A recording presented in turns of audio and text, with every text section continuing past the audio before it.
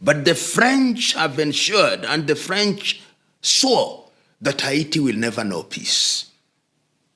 That they humiliated us by defeating Napoleon, they will never know peace.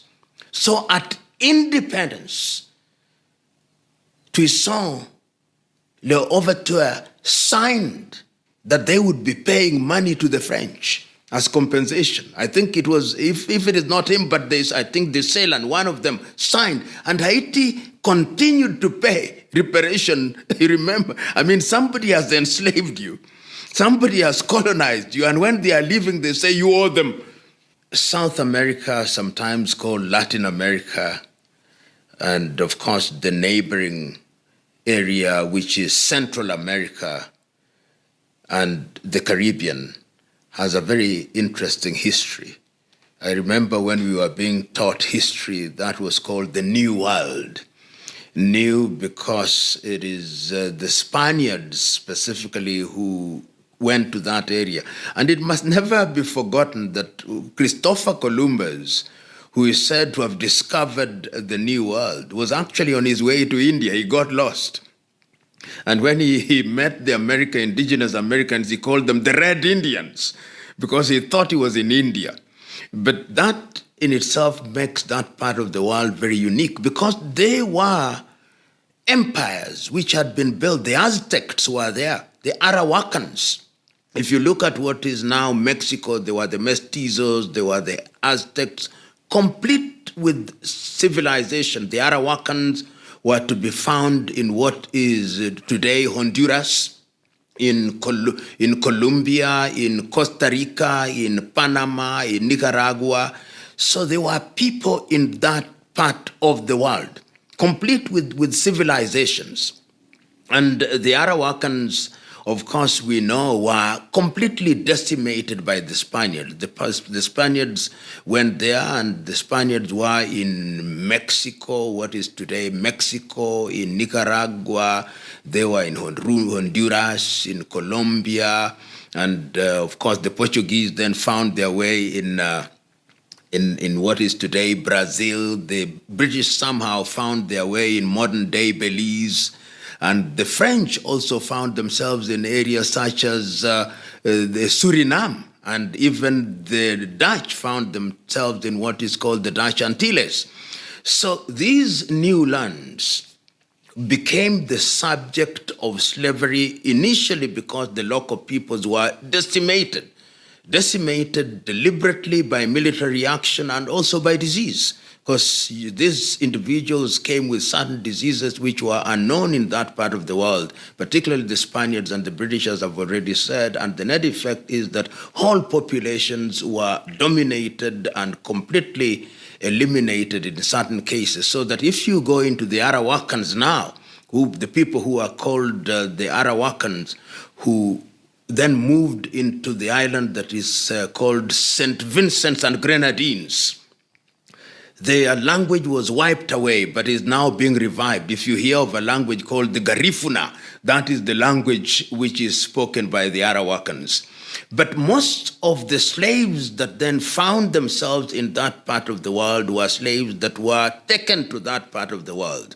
When they had decimated the local population, that is why the Portuguese now started taking people to Brazil. And Brazilians, if you go to Brazil, there is a very large population of Yorubas. There is also a very large population of Ovambo and of Imbundu from what is today Angola and also Mozambique. So once again, you can see it is the colonizers who are coming from their colonies or the areas that they had conquered in the African continent and taking them to Latin America. The Spaniards also took people from their colonies in different, and some of them were not even their colonies, but they took them from Africa in the area that is now called Equatorial Guinea. A lot of Equatorial Guineans were taken out of there, and Sao Tome and Principe, and we find them in the Spanish colony. The British, of course, as we know, took their people from their slaves from Ghana, from Nigeria, from the Gambia, and from Liberia, and from Sierra Leone, and they found themselves in Trinidad and Tobago. In Trinidad and Tobago, you find a large population of people who are of Igbo origin and Yoruba origin. And in Jamaica, you also find those. In fact, there is a place in Jamaica in the mountains where you have the commandos. These were slaves who ran away and went to the mountain, and they became free, even in that environment. So you find those in the Caribbean. So you. But that's possible there, right, the family. I can concur about the Maroons going in the mountains, and there was decimating the English army, and at the end, the English army had to come to the Maroons, sign a treaty stating that they will leave them alone, but they have to return any other slave that that was caught after the treaty was signed. But yeah, they did give the English a run for the money because they could not manage the Maroons in the mountains of Jamaica. I remember that. That was taught in schools growing up, so we know all about that. So anyway, let's continue. Find populations in Trinidad and Tobago, Antigua and Barbuda, St. Kitts and Nevis, St. Lucia, St. Vincent and Grenadines, and of course Suriname and Dutch Antilles, all the European powers, because at that time sugarcane was huge. And those islands were very good for the growing of sugar.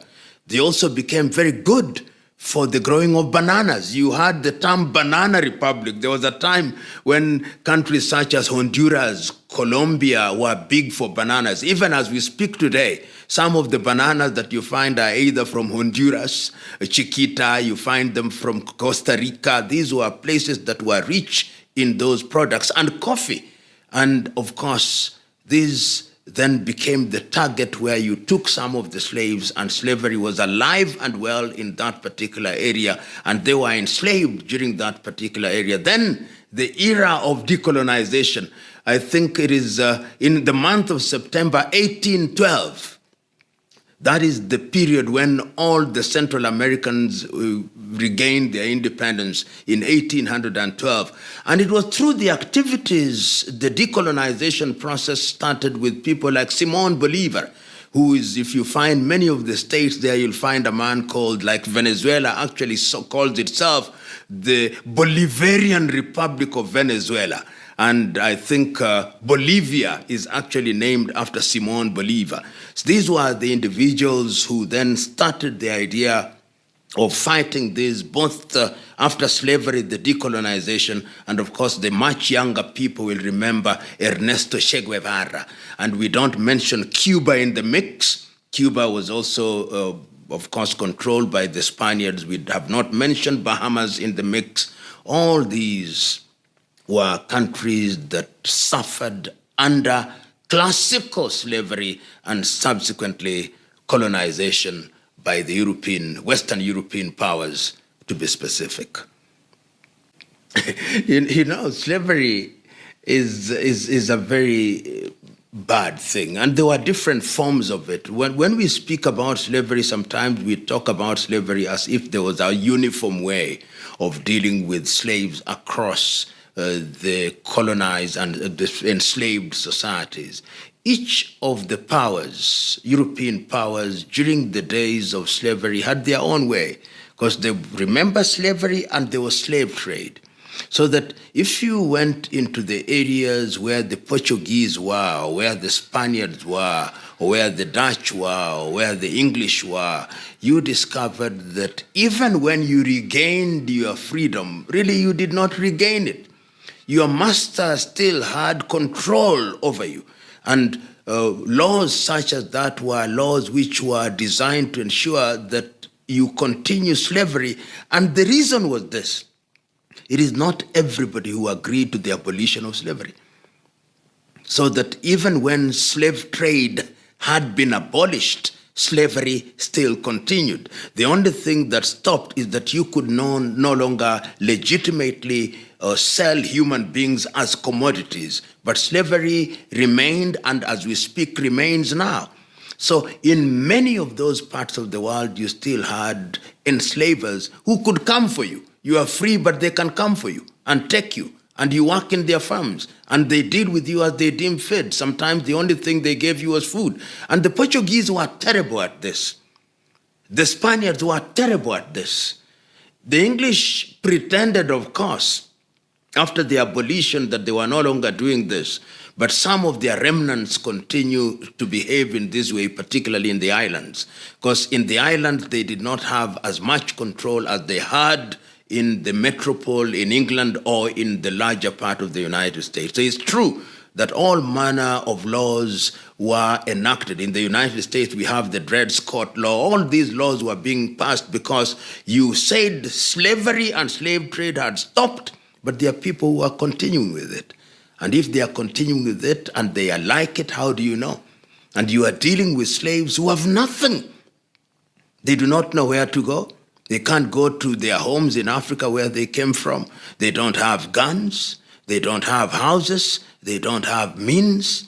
Sometimes some of them preferred even to go back to their masters, because at least under those masters, they had food on the table. Outside, it was wild, and they did not know what to happen. And they were also slave hunters, people who continued to hunt people who were free, and they hunted and brought them down to the slave camps. Haiti is a very sad state, the first black African country to regain independence, and we know the great Haitian independence fighter, Toussaint de Louverture. That was the man who defeated Napoleon, and he was never forgiven for that. When he defeated Napoleon, the French never forgave him, and of course they were granted independence in 1890s, and it was black dominated. And remember, we don't say much about this. If you look at the map of Haiti, you have the Dominican Republic, Santo Domingo, which was then the white population was moved to Santo Domingo, and Port-au-Prince, which is the capital of Haiti, became the part of the capital of Haiti, which was completely dominated by black. Many of them from Benin, what is now Benin, which used to be called Dahomey. And you will discover that they actually retained most of their culture. But the French have ensured, and the French swore that Haiti will never know peace. That they humiliated us by defeating Napoleon, they will never know peace. So at independence, Toussaint Louverture signed that they would be paying money to the French as compensation. I think it was, if it is not him, but I think the Ceylan, one of them signed, and Haiti continued to pay reparation. You remember, somebody has enslaved you. Somebody has colonized you, and when they are leaving, they say you owe them.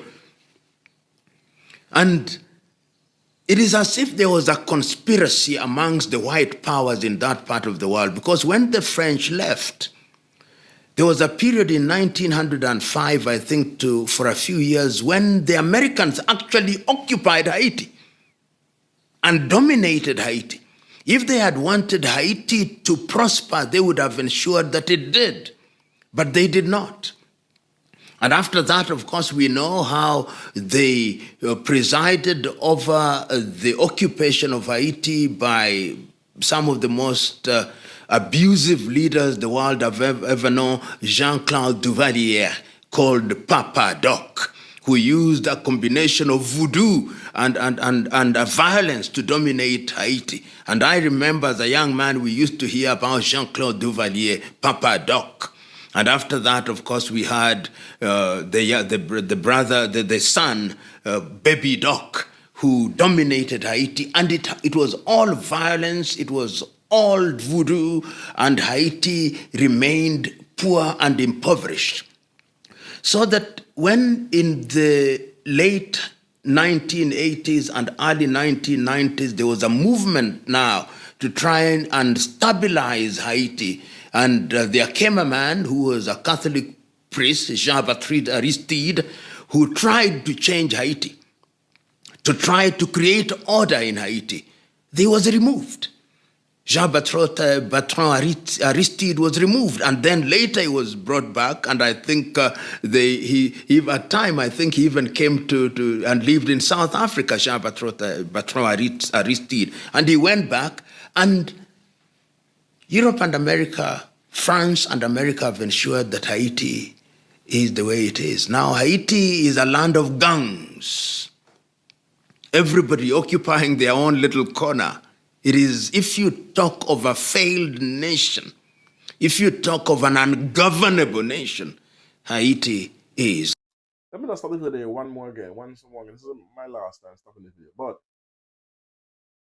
what's happening in Haiti right now, for me, that's not a revolution. As they said, those are gangs rising up. And whenever you have a revolution, revolutionaries do not kill, does not unalive, does not grape their own people. And they do not attack their own citizens at such an alarming level. Revolution tend to work with the people, not against the people. So this is not a revolution. This is just a power grab. And as I said, the French did promise that they will never see peace in Haiti because of the embarrassment they got when in the 1800s, 1890s, 1894, I think, when they got when they won their independence from the French, and they embarrassed Napoleon. That was never forgiven, as Professor said. So that's one of the reasons why, to me, this is not a revolution. I do believe it started out as a revolution, but now it morphs into a power grab by these gangs, because you cannot attack your own the same people you want to rule. You're attacking them, unaliving them, raping women and kids. That's an atrocity to me. Look at what happened in Burkina Faso when they rose up against the French. Not one person was unalived or raped during that moment. The entire country come together as a whole and back one person to be their leader. No, in Haiti, that's not what happened. Anyway, let's continue. And that is on the doorsteps of a country that claimed that is the strongest country on earth. One would have assumed that if there was ever a case of a country that needed the intervention of the world through the UN, to simply go there and say that this is a US mandated administration and we administer Haiti for the next 25 years, when it is stabilized, then we will give it back to the people. I give you the history and what is contemporary, that it may be understood that slavery and colonization and its impact are things that are with us. They are not things that we read in history books. You open any major television, you'll see what is happening in Haiti now. Gangs in Port-au-Prince with AK-47s and other military-grade equipment and machetes in the streets. When you sleep in Port-au-Prince, one eye must be open, courtesy of the legacy of slavery, and of course, colonization, and of course, neo-colonization, and of course, the vow that was made by the French: Haiti will never know peace. The French are a unique people. Unique in the sense that they claim that France is the mother of modern day revolution, with the French Revolution in 18th century. Liberté, fraternité. That was France during the revolution, and that they exported this revolution to the world. Yet somehow, France is the worst of the colonizers from all objective assessments. Of course, Samora Moises Machel said it is wrong to categorize slave makers as one being better than the other. But permit me to say that they were the worst. Number one, unlike the British, who simply were interested in your resources and therefore engaged in what was called direct rule, the French wanted to assimilate you. So their policy was assimilation. They came to the colonies and they wanted to convert you into Frenchmen and French women. And in school parades in the colonized parts of the world by the French, like Senegal, like Mali, like Burkina Faso, which was then Upper Volta, like Togo and Benin and Suriname. During the parade in the morning, pupils used to recite our ancestors, the Gauls. A black pupil saying that their ancestors were the Gauls. They wanted you to speak French. And once they had picked a few of you and took them to the Sorbonne, you had to be a total Frenchman or a total Frenchwoman. They came to different parts of the world and they created what they call the Petit Paris. Abidjan is Petit Paris, the small Paris. And their colonies were actually called overseas territories, les territoires d'outre-mer. They called them overseas territories being administered from the metropole. The French never intended to leave.